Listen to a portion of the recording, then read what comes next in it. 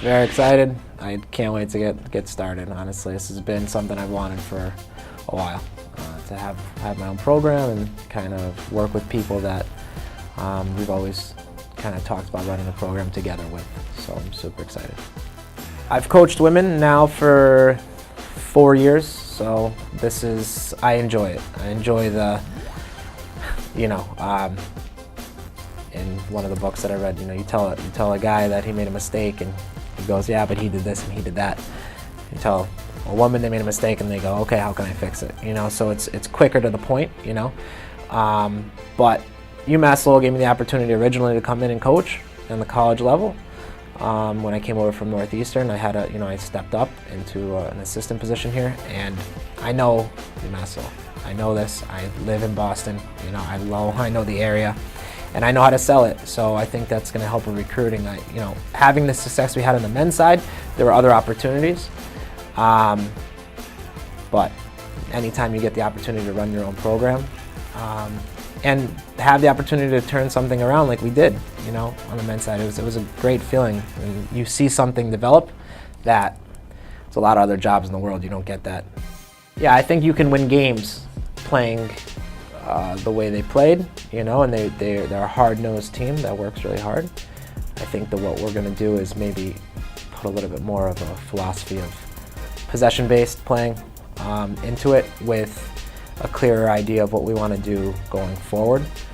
Wins and losses at first, we use the spring for those, to experiment, but I think that every year we'll get better, and that's kind of what the goal is. We don't want to limit ourselves by setting goals. On the men's side, we say 10 wins and we say 11 wins, and if you hit that too early, you just reevaluate, So I think that playing it safe with more about talking about how we want to win and how we want to play will help us later in the season to do better. Christian brought me to UMass Lowell, and I've learned a lot from Bob as well, as far as the on the field stuff and the psychology of the game. So having those two guys right down the hall is gonna be nice. We're a good team. We have good synergy, and I hope that on the women's side we can do the same thing where the staff is just kind of clicking.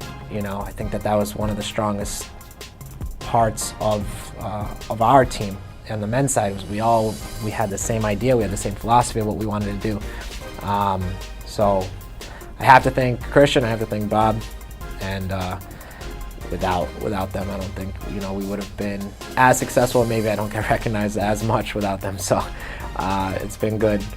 Most of the kids are junkies. They want to play. So some people like running them into the ground and 6 a.m. training and that sort of thing. I think being happy in the game is a big part of it.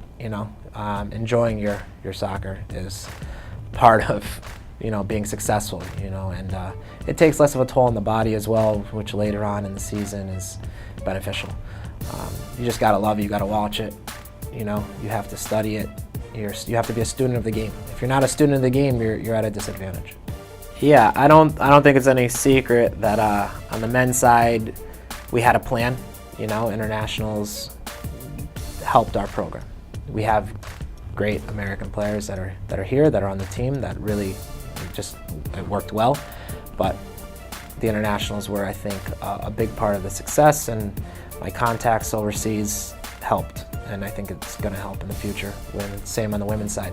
There are a lot of good players that are looking for an opportunity to come to school, that they haven't had this opportunity, and when you give them something, they really appreciate it, and they see how important it is to get an education and play at the same time.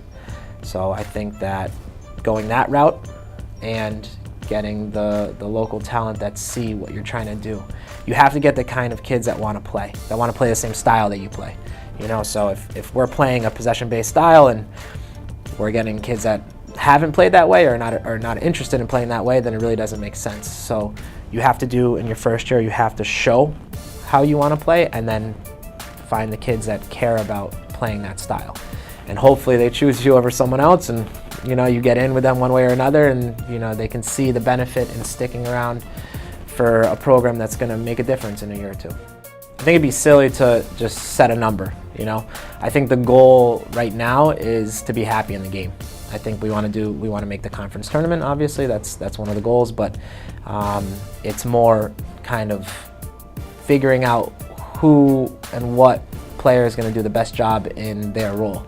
People may be playing out of position, people may be unhappy where they are, and kind of figuring out where we can use them best and putting those pieces together is my goal. But developing them as people is the most important part. You know, developing them as people, as players, and as students that's what the goal is.